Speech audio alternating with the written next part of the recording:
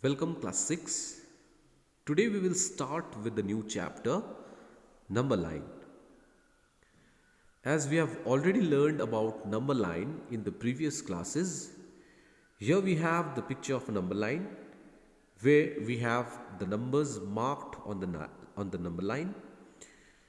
The numbers over here shows a zero mark which is in between the positive and the negative integers. So 0 is neither negative nor positive. So all the numbers towards the right are bigger and the numbers towards the left are smaller.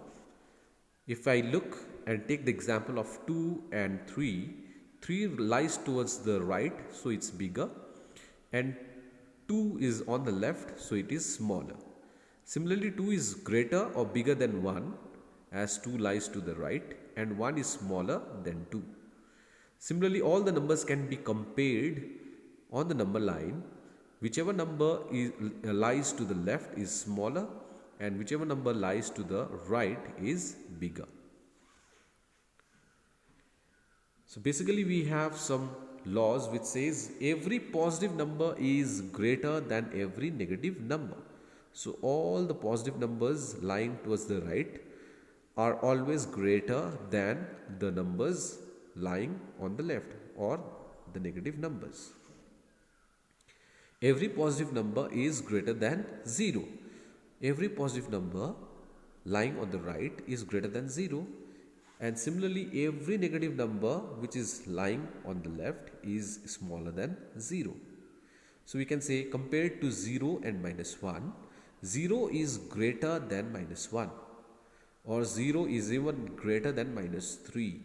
So, all the numbers lying towards right are greater than the numbers lying towards left. So, in comparison with 9, minus 9 and minus 1 is much greater than minus 9. And here, in case of the positive numbers, 9 is much greater than 1. But when minus is applied on both the numbers, then smaller the value with a minus sign, greater will be its value.